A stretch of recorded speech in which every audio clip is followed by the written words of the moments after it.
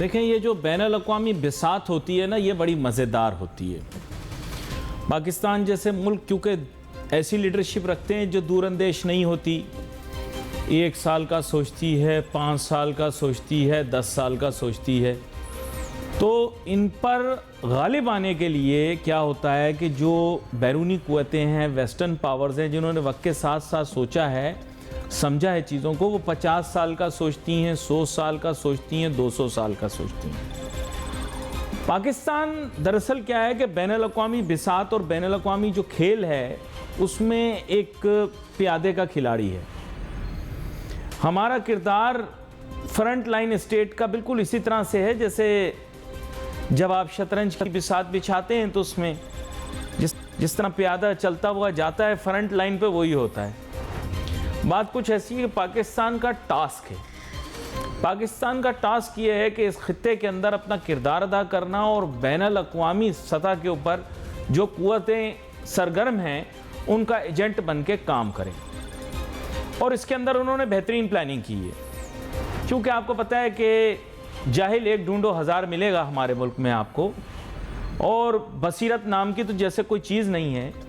तो क्या है कि लोगों ने अपनी औलाद, अपना माल, अपना घर सब बाहर के ममालिक में शिफ्ट किया हुआ है। वो जानते हैं कमज़ोर हैं, उनको पाकिस्तान के बारे में एक चीज़ पता है कि इनके कोलोफेल में तजाद है।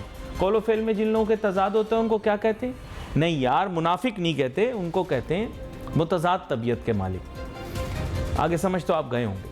तो कोलोफेल में हमारे तजाद है। वैसे हम पूरा वक्त पाकिस्तान का झंडा यहाँ लगा के डिस्को डांस करते रहते हैं, बेवजह पाकिस्तान जिंदाबाद के नारे लगाते रहते हैं, हर जगह पर पाकिस्तान पाकिस्तान करते फिरते हैं। इससे ये जाहिर करने की कोशिश करते हैं किसी तरह हमारे दिल का चोर जो है किसी तरह छुप जाए, क्योंकि देखो दिल के तो हम चोर हैं। अभी एक सर्वे हुआ, उसमें पता लगा 60% लोगों को अगर बैरून मुल्क का वीज़ा मिल जाए या बाहर जाने का मौका मिल जाए भाग जाएंगे। तो जितना डिस्को डांस इस मुल्क में हो रहा है वो तो मुनाफकत के नाम पे ज़ाया हो गया ना, आप एक्सपोज हो गए। जिसको मौका मिलता है अपनी औलाद को सबसे पहले बाहर पहुंचाता है, बाहर के ममालिक में तालीम वहाँ देने की कोशिश करता है। आपको पता है मुल्क के जितने सियासी लीडरान हैं, इन्होंने दौलत, औलाद या बीवियाँ बाहर रखी हुई हैं। मैं क्लियर कट बात करता हूँ, क्लियर कट। आप शुरू हो जाएं, मैं आपको बता देता हूँ। सबके लंदन में फ्लैट हैं, सबकी दुबई में रिहाइश है, सबके औलाद की शहरियत बाहर की। गलत बोल रहा हूँ क्या? नहीं गलत बोल रहा हूँ क्या? और तुम लोग किस चीज़ का डिस्को डांस कर रहे हो कड़ाइयों में घुस के? इन लोगों की रिहाइशें कहाँ हैं? इनकी रिहाइशें बाहर हैं। आप पीटीआई की बात करना चाहते हैं, पीटीआई वालों की भी बाहर है। गलत बोल रहा हूँ? खान साहब के दोनों बेटे बाहर ही रहते हैं। दोनों बेटे, 2 बेटे ना, बेटे तो 2 हैं, वो बाहर रहते हैं, वहीं पढ़ते हैं, वो वापस नहीं आएंगे पाकिस्तान।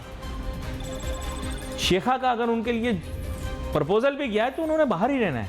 दे are not coming back. Nawaz Sharif साहब खुद भी बाहर। गलत बोल रहा हूँ? मरियम साहिबा भी बाहर। गलत बोल रहा हूँ? हसन हुसैन साहब भी बाहर। नहीं, बगैर परमानेंट रेजिडेंसी या शरीयत के तो नहीं रह रहे होंगे। शरीयत नहीं है तो परमानेंट रेजिडेंसी होगी, वरना इतने साल बाहर किस तरह रहे। और आपको पता है जरदारी साहब तो बहुत अरसा बाहर रहे भी, अमेरिका भी रहे, बरतानिया भी रहे, दुबई में भी उन्होंने अपना एक मतलब ये कि वहाँ पर पड़ाव डाला हुआ है। तो आप मुझे बताओ, आपके जितने, गलत बोल रहा हूँ क्या? गलत बोलूँ तो यार रोको ना। आप ऐसे ही फालतू का डिस्को डांस कर रहे हो पाकिस्तान में बैठकर। आप कौम की क़यादत सारी बाहर है, औलाद बाहर है, पैसे बाहर हैं, जायदादें बाहर हैं, घर बाहर हैं, और आप यहाँ पाकिस्तान में डिस्को डांस करते फिर रहे हो। जमहूरियत से हम ये करेंगे और जमहूरियत का हम वो करेंगे। जितने लोग यहाँ पाकिस्तान में जमहूरियत का अचार भेज रहे हैं वो उनके सारे अज्जा अचार के बाहर हैं। नहीं समझे? देखो मेरी तो सबसे बनती है, मैं किसी को बुरा नहीं, आप लोगों से नहीं बनती है, आपको सच बोल दूंगा। बाकी मेरी इन सियासी लीडरों से बड़ी अच्छी बनती है। हकीकत बात की है, इसके माने क्या हैं? क्या बहुत ही बड़े, समझ गए आप क्या हैं? वो देखो दीवाने की जन्नत, उसमें वसाइल इतने ज़्यादा हैं, माला माल है, पानी ही पानी है, ज़राअत का शोबा तरक्की कर रहा है। वो देखो दीवाने की जन्नत, वो देखो वहाँ पर सोने की कानें हैं, जगह जगह गैस के ज़खायर मिल रहे हैं, खुराक की कोई कमी नहीं है, खुशहाली खुशहाली है। वो देखो दीवाने की जन्नत, जहाँ पे हर ताजिर सनतकार शोर मचाता फिर रहा है कि हमारे पास नाउजुबिल्ला दुनिया की हर नेमत है, जिसके पास कोई ऐसा बशर, कोई ऐसा इंसान, कोई ऐसे कौम, कोई ऐसा शख्स नहीं जो ये दावा कर सके कि नाउजुबिल्ला उसके पास दुनिया की हर नेमत हो। अगर हर नेमत होगी तो शुक्र के सब चीज़ का अदा करेगा। खैर एनीवे, हमारे कारोबार, सनतकार और जो ताजिर बिरादरी के लोग हैं वो इस तरह की उल्टी सीधी ऊट पिटांग बातें करने के माहिर हैं। ऐसी बात नाजरीन कभी भी नहीं। वो देखो वो दीवाने की जन्नत, दरअसल ये दीवाने की जन्नत हैदराबाद में एक इदारा बनाया गया है। वहाँ पर जितने लोग इस तरह की बीमारी वाली बातें करते हैं, जहनी बीमारी की, वहाँ पर इन लोगों को भर्ती कर देना चाहिए। इस हिसाब से एजाज कैलकुलेशन करना मेरे ख्याल से को 50-60 हज़ार एकड़ जगह चाहिए होगी ऐसे पागल में, मतलब ऐसे इदारे के लिए कि जहाँ इस तरह की बातें करने वाले लोग चले जाएं। तो मेरे ख्याल से पाकिस्तान की 90% आबादी तो वहाँ भर्ती हो जाएगी, जितनी उल्टी सीधी बातें लोग करते हैं यार। यानी कोई जहन होना चाहिए, कोई बंदे को पता होना चाहिए। कंगालों की तरह सारी दुनिया में हम घूम रहे हैं, जगह जगह भीख मांगते फिर रहे हैं, खाने को रोटी नहीं है, लोग परेशान हैं। 2-2 नौकरियां कर रहे हैं सब लोग। क्यों भाई 2-2 नौकरियां कर रहे हैं ना सब लोग, सब 2-2 नौकरियां कर रहे हैं पेट पालने के लिए। लोगों ने अपनी बेगमात जो कभी घर से बाहर नहीं निकलती थी पर्दे की वजह से, अब बेचारी वो भी कोई स्कूल टीचर है, किसी फैक्ट्री में काम कर रही है। यार कुछ तो तुम लोग शर्म कर लो यार, कितने बड़े यार आप चीटर और झूठे लोग हो यार, कुछ शर्म करो यार। इतना भी कोई झूठ बोलता है यार, इतना भी कोई झूठ बोलता है? आप अपने आप को बेवकूफ बना रहे हो। मुल्क को दिवालिया बनाने के पीछे आप लोग जिम्मेदार हो। 99.9% अवाम पाकिस्तान की जिम्मेदार है मुल्क को दिवालिया करने में, जैसे यही अवाम 99.9% जिम्मेदार थी जिसकी वजह से ईस्ट पाकिस्तान अलहदा हुआ और बांग्लादेश बन गया। यह आप लोग जिम्मेदार है, झूठो, फ्राडियो, चीटरो। कभी कहते हो हम 5 दरियाओं का मुल्क है, कभी कहते हो हमारे पास बिजली है, कभी बोलते हो हमारे पास गैस है, कभी बोलते हो वसाइल से माला माल है। नौजुबिल्ला उल्टी सीधे दावे करते हो। मुझे कहते हो कि यार मैं बोलता हूं कि जो है वो ये अपना रिबा जो है ये लोग बुरा समझते हैं, ये तो हराम है। तो हराम है तो तुम लोग रिबा खा रहे हो ना। अगर तुम्हें जानबूझ कर रिबा खा रहे हो तो फिर तुम लोग क्या हो? हराम खाने वाले को क्या कहते हैं? नहीं, ये इससे आप मुझे नहीं रोक सकते। रिबा हराम है। आप इसके ऊपर अगर कोई XYZ बात करना चाहते हो आपकी मर्जी है, सूद अफरीक करना चाहते हो आपकी मर्जी, आप लॉजिक की बेसिस पे करो। लेकिन अगर आप जानते बूझते रिबा खा रहे हो। अब हमें ज्वाइन कर रहे हैं साबिक वफाकी वजीर खजाना जनाब डॉक्टर सलमान शाह साहब। वेलकम करता हूं सर आपको शो में।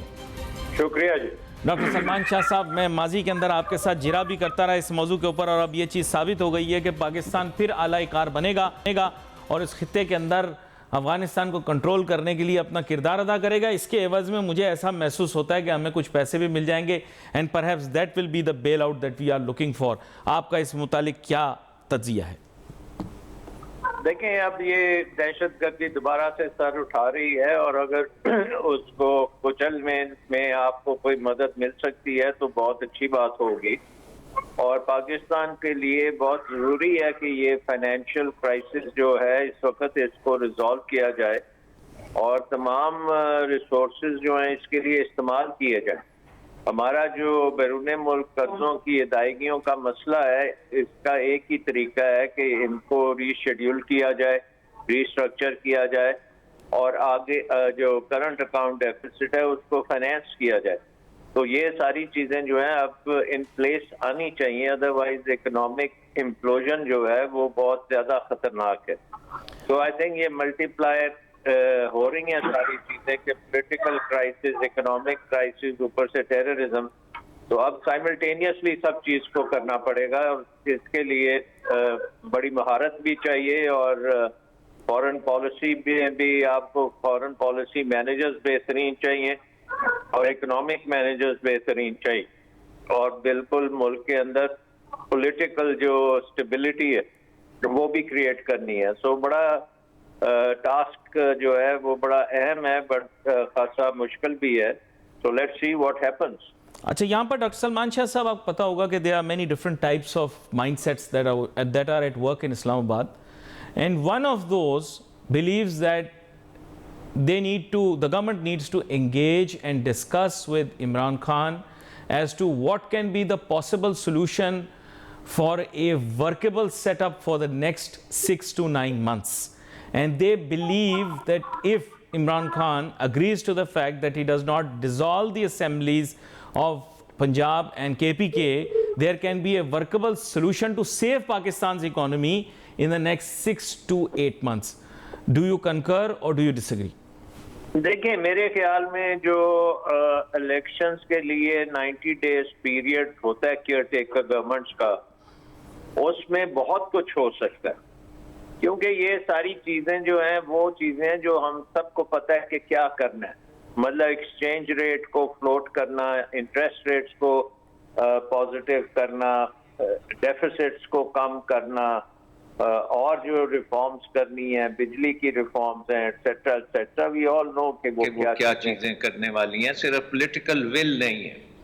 तो अगर एक केयर टेकर गवर्नमेंट आती है 90 डेज में, वो बड़ा कुछ कर सकती है। और उसके बाद अगर इलेक्शन हो जाते हैं तो एक स्ट्रांग गवर्नमेंट अगर उससे उभरती है, whichever government comes into power, it has to have the credibility of the people supporting it. तो उसके बाद फिर आपको पूरे 5 कि आप इसको करें, अपने जो कैरी आउट करके इकोनॉमी को पीक पे लगाएं। अच्छा, यहाँ पर I just want to ask you this question कि what if a compromise is reached? A compromise is reached on who should be brought in as a finance minister during this interim period. Does PTI have a plan? देखिए, ये तो care taker appoint हो कि जो भी करता है, एक अपोजिशन और गवर्नमेंट के कॉम्बिनेशन से हो सकती है, और वो taker I think election commission करती है, something like that. But overall I think आपकी स्टेप को ये रोल अदा करना पड़ेगा कि एक का सेटअप आ जाए, फोकस ही हो कि ये आपने दूसरा इकोनॉमी में जो फैसले हैं वो। बात ये है कि अभी जैसे आपने कहा कि करेंसी रेट को फ्लोट करना पड़ेगा, और अगर आप फ्री फ्लोट पे लेके जाएंगे तो फिर सारी बातें डिमांड एंड सप्लाई पे जाएगा। जो प्रेडिक्शन मेरी है वो ये है कि पाकिस्तान के पास सरप्लस है नहीं, पाकिस्तान की मीशत का और बेड़ा गर्क होगा इर्रिस्पेक्टिव कौन सी भी गवर्नमेंट आए। अगर आप फ्री फ्लोट पर जाते हैं, मैनेज्ड फ्लोट पर नहीं जाते, तो फिर तो you are looking at a very complicated situation. Pak studies की किताब में तो सब नॉनसेंस लिखी हुई है। Pakistan has no surplus and no resources, so in the longer run we'll have no exports and larger imports, so our country वो तो खुलांच हो जाएगी। क्या कहते हैं आप? देखिए, इस वक्त हमारे पास तकरीबन $5.5 अरब के रिजर्व, और हर माह तकरीबन बिलियन हो रही है उसमें। सो अगर आपने कुछ किया तो अगले 3-4 महीने में आपके रिजर्व्स खत्म हो जाएंगे, और उसके बाद टोटल डिसरप्शन हो जाएगी। इकोनॉमी जो है हर चीज स्टैंड। तो अगर आपने एक IMF के साथ प्रोग्राम के अपने आप को स्टेबलाइज कर दिया, तो उसकी शराइत फिर आपको माननी पड़ेगी। आपने क्योंकि ना सिर्फ अपने सारे के सारे पूरे करने, आपने रिजर्व्स को भी बिल्ड अप करना है। तो मैनेज फ्लोट के लिए तो आपके पास डॉलर्स है ही नहीं। कोशिश आप कर सकते हैं कि अगर थोड़ा सा भी आप थोड़ी सी कहीं से फ्लो आ जाए तो आप से एक्सचेंज को कुछ इम्पैक्ट कर सकते हैं, लेकिन आई डोंट थिंक कि आपके पास किस्म की होगी कि इतने डॉलर्स हैं आप मार्केट में फेंके। सो आपको मार्केट बेस करना पड़ेगा ज्यादा से ज्यादा। बट नॉनदलेस मैं का रेट है, आपसे पूछना चाहता हूँ, उस रेट तक तो आपको जाना पड़ेगा। नहीं, but from an economist perspective मैं आपसे ये जानना चाहता हूँ कि we do know that Pakistan has very little growth in the export sector, and even if we grow, if not leap and bound, if we grow organically, we will not be able to export anything in a few years. Imports के ऊपर हमारा इन्हिसार रहेगा। तो common sense says कि अगर इस साल हम IMF की बात मान भी लेते हैं, 3 साल बाद हम बैंकक्रप्ट हो जाएंगे, 10 साल बाद हो जाएंगे। इवेंचुअली एंड रिजल्ट यही होगा, अगर हमारे मुल्क की एक्सपोर्ट्स ना बढ़ी तो हम खुलांच होंगे। Am I right? देखें, आप अगर एक्सचेंज को उसकी मार्केट वैल्यू पे लेके जाते हैं तो इकोनॉमी में बहुत पावरफुल इंसेंटिव होंगे इंपोर्ट्स को डिस्प्लेस करने के लिए। इमीडिएटली मेरा ख्याल है एनर्जी इंपोर्ट कम होनी शुरू होंगी क्योंकि लोग फिर उसको कंजर्व करना शुरू करेंगे। इसी तरह दूसरी चीजें जो हम इंपोर्ट करते हैं कि डोमेस्टिक जो है सप्लाई वो एंड अल्टीमेटली आपको एक्सपोर्ट ओरिएंटेशन बनानी पड़ेगी। उसके लिए आपके लिए इकोनॉमिक रिफॉर्म्स करनी पड़ेंगी बड़ी मेजर किस्म की, जो कि डिपेंड करेंगे हमारी एग्जिस्टिंग वैल्यू चेन्स पे। जो वैल्यू चेन्स इस वक्त एक्सपोर्ट ओरिएंटेड वो है 5 सेक्टर हैं, इसमें से सबसे बड़ा टेक्सटाइल है।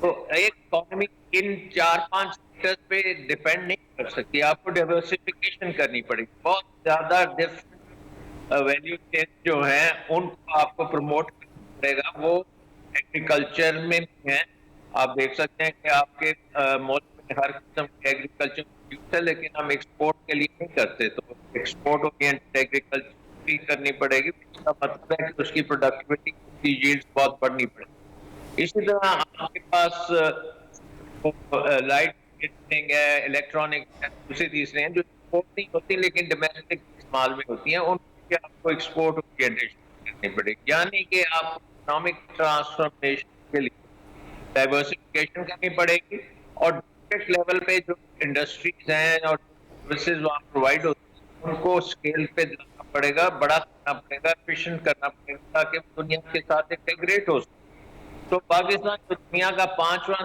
बड़ा मुल्क है आबादी के लिहाज से और बड़ी यूथ आबादी भी है, वो हमें पता है कि शहरों में अब आ रही है, देहातों हो रही है, शहरों में आ रही है।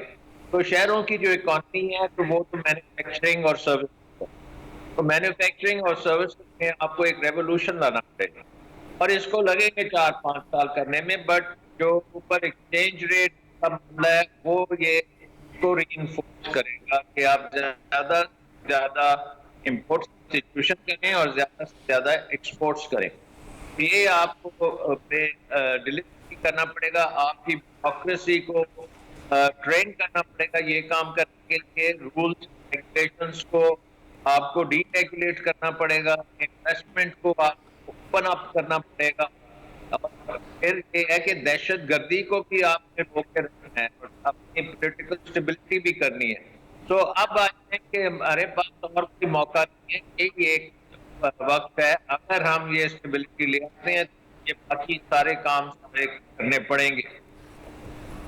अच्छा, मैं आपसे एक चीज़ ये जानना चाह रहा था कि यहाँ पर जो the other side of the coin is कि हमें इंटरेस्ट रेट भी अपना बढ़ाना पड़ेगा, और आपने कहा कि हमें इंटरेस्ट रेट भी ज़ाहिर बात है उस हिसाब से करना पड़ेगा जो बैनुल अक़वामी माशी उसूल कवायद ज़वाबित बने हुए हैं। और लेकिन प्रॉब्लम वहाँ पर ये आ रही है कि ये वो क्या कहते हैं अपने we will be in the horns of dilemma, क्योंकि मेन एम ये है कि अगर हम इंटरेस्ट रेट बढ़ाते हैं तो फिर वही इंटरेस्ट रेट डिफरेंशियल वाला प्रिंसिपल एक्सचेंज रेट पैरिटी पर भी अप्लाई हो जाएगा। तो मुझे ये समझ में नहीं आ रहा हम कहाँ लेकर जाएंगे इंटरेस्ट रेट, क्योंकि हमें ले जाना तो पड़ेगा ऊपर। आप क्या प्रिडिक्ट करते हैं? देखिए, इंटरेस्ट रेट्स को आपको ऊपर ले जाना पड़ेगा, लेकिन उसमें आप दो साइड्स है ना इंटरेस्ट रेट्स की। एक तो ये है कि क्योंकि इन्फ्लेशन है तो जो लोग बचत करते हैं उनको रेट मिलेगा तो वो की बचत जो है कम होनी शुरू होगी। तो एक तो इंटरेस्ट रेट जब ऊपर तो आपको बचत ज्यादा करनी पड़ेगी। दूसरी चीज ये है कि इंडस्ट्री के लिए महंगा हो जाएगा कैपिटल, जो कैपिटल है, तो इंडस्ट्री को ज्यादा एक्विटी के ऊपर जाना पड़ेगा। इक्विटी मार्केट में अगर ज्यादा से ज्यादा आप फ्लोट शेयर्स और एक्विटी ओरिएंटेड इन्वेस्टमेंट करके आपको ग्रो करें तो बैलेंस एक आना शुरू हो जाए। शुरू में मुश्किल जरूर होगी, इसमें कोई शक नहीं है, और पर्टिकुलरली जिन बिजनेसेस ने ऑलरेडी बहुत ज्यादा लेवरेज अपने आप को किया हुआ है उनको थोड़ा सा अपने आप को लेवरेज कम करना पड़ेगा। ये एक फाइनेंशियल जो है आपकी इंडस्ट्री में और आपके पैटर्न में जो जाएगा उससे ये है कि ज्यादा आपको अब इक्विटी की तरफ जाना पड़ेगा rather than debt financing. तो आई थिंक बहुत सी चेंजेस हैं जो करनी पड़ेंगी और आसान नहीं होंगी, मुश्किल होंगी, but as long as our direction is set and confidence अगर वापस आ जाता है इकोनॉमी में कि आप मुश्किल फैसले कर, तो I think then we ultimately come out of this match. अच्छा, यहाँ पर मैं ज़रूर चाहूँगा कि डॉक्टर सलमान शाह साहब आप इन कंक्लूजन थोड़ा डिटेल बताइएगा कि करंट सिनेरियो के बारे में हमें बहुत सेटिस्फाई किया जा रहा है कि हम डिफ़ॉल्ट नहीं करेंगे and everything will be all right and in few days the Saudis are going to place their money with us and in a few more days maybe China also places their money with us and so many others are going to come and save us and we'll have so many people saving in so many countries saving us that we will never default. What do you say to that? So अल्लाह करे ये इसी तरह हो, क्योंकि that is हमें जो जरूरत है. लेकिन चीन हमारा सबसे बड़ा लीडर है और चीन के हम कम से कम इस साल 6 से 7 बिलियन डॉलर वापस करने हैं और चीनी बैंकों के 6 से 7 बिलियन डॉलर करने. तो चीन से हमें 10 बिलियन डॉलर की अरेंजमेंट करनी पड़ेगी. सिमिलरली सऊदी अरेबिया और यूएई जो डिपॉजिट है उनको भी रोल ओवर करना पड़ेगा. फिर हमें ये भी देखना है कि मल्टीलैटरल्स जो है जिनका 50 अरब का हमारा है लोन्स उनसे, तो उनको भी ऐसी अरेंजमेंट करनी पड़ेगी कि जो रिपेमेंट करेंगे उससे ज्यादा हमें फाइनेंसिंग भी वो देंगे. तो ये फाइनेंशियल फ्लोज को हमने मेंटेन करना है जब तक हमारी इकोनॉमी अपने पांव पे नहीं खड़ी होती और ये प्रोड्यूस करने शुरू करें सर्प्लसेस और एक्सपोर्ट्स के लिए, तो उस वक्त तक हमें ये फाइनेंशियल फ्लोज के ऊपर तवज्जो देनी पड़ेगी और ये IMF प्रोग्राम के ये इतना जरूरी है. तो आई थिंक अल्टीमेटली तो जो हमारा डेट है, दो चीजों से हमें बहुत खतरा है. एक है हमारा कमर्शियल बैंक से लोन्स, और कमर्शियल बैंक्स जो है बड़े इस महीने हमने बिलियन गल्फ बैंक्स का देना है, उसके बाद दूसरे कमर्शियल बैंक का भी है. उनकी पेमेंट्स जो है वो करनी पड़ेगी, वो भी शेड्यूल नहीं करेंगे. सिमिलरली अगर आपने जो लोन्स हमने लिए हुए हैं जो इमीडिएटली स्वैप किए हुए हैं उनकी सेटलमेंट हमें करनी पड़ेगी. तो आई थिंक फाइनेंशियल मैनेजमेंट आप बहुत एक साथ होनी पड़ेगी. तो financial plan I hope we have that and वो अप्लाई करते रहेंगे. बट इस वक्त तक हमें पता नहीं क्या हो रहा है. फाइनेंस मिनिस्ट्री कोई बात बता other than trust us we will not. अच्छा, मैं क्योंकि आजकल आपको पता है माशियात के शोबे के अंदर सिमुलेशन का बहुत ज़्यादा इस्तेमाल हो रहा है और मैं ये देख रहा हूँ कि जितने तालिब इल्म हैं, मेरे जैसे लोग जो कि थोड़ा बहुत पढ़ते रहते हैं, वो आप जैसे लोगों के शागिर्द होकर कुछ चीज़ें सीख भी सकते हैं. मैं आपके सामने एक सिनारियो रखता हूँ जो अभी सिमुलेट करता हूँ और आप मुझे बताइए अगर मैं गलत हूँ. पाकिस्तान के पास सरप्लस है नहीं, कैपेसिटी है नहीं, एनर्जी है नहीं, इंफ्रास्ट्रक्चर है नहीं, कैपिटल है नहीं. 4 फैक्टर्स भी जो हैं वो भी अंडर स्ट्रेस हैं. इशू ये है कि हमारी इकोनॉमिक ग्रोथ जो है वो बलून करके दिखाई जाती है, चाहे PTI के दौर में हो, चाहे नून लीग के दौर में हो या पीपल पार्टी के दौर में हो. It's all false. Everyone agrees to it and virtually all bureaucrats after retirement acknowledge the fact that most of the figures that are presented as statistics are all bluffs, and I'm sure that whether you accept it or not, you will also, if under oath, you will also say that they are usually bluffs, exaggerated or misrepresented.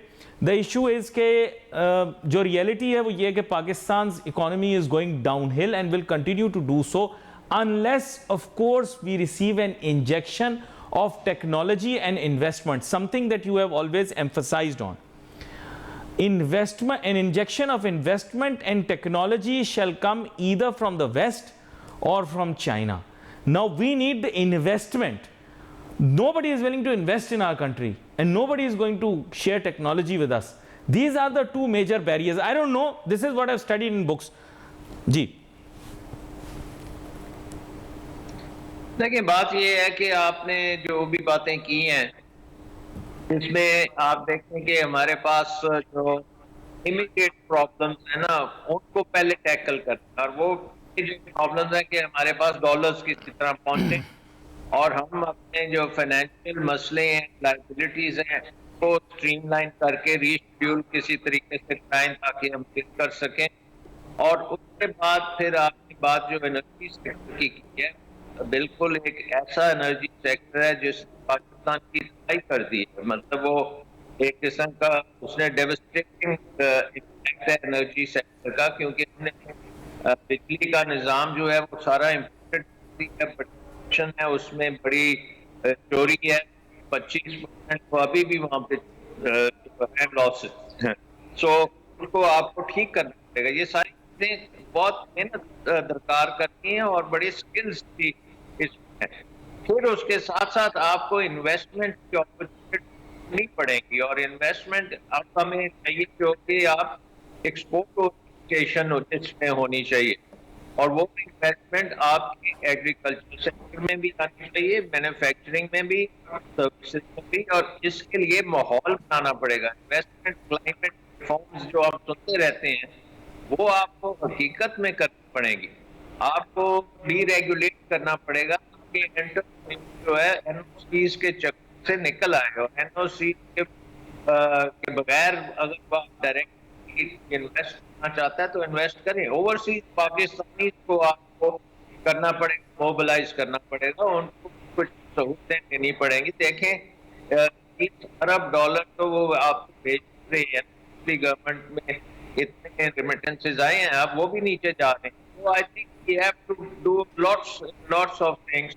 Obviously हमारे पास मसले इतने हैं, we are at rock bottom, अब इससे नीचे हम नहीं जा सकते, इससे और वो उसी तरह से आप उठेंगे कि आप इकोनॉमिक मैनेजमेंट करें, अच्छी जो है एडमिनिस्ट्रेशन करें, आप डीरेगुलेट करें, जो आपकी स्टेट ओन्ड एंटरप्राइजेज हैं उन्हें प्राइवेटाइज करें, और आपको दुनिया में कम्पीट करना है। आप अदरवाइज तो आप मतलब दुनिया की मार्केट्स ओपन, जिस दिन आपने अच्छी क्वालिटी और अच्छी प्राइस में चीजें बनानी शुरू की, तो I think you can capture the world market, क्योंकि आपकी आबादी जो है बहुत कम है और बहुत बड़ी है, और आपकी वर्कफोर्स बहुत बड़ी है, तो it can all fall to play.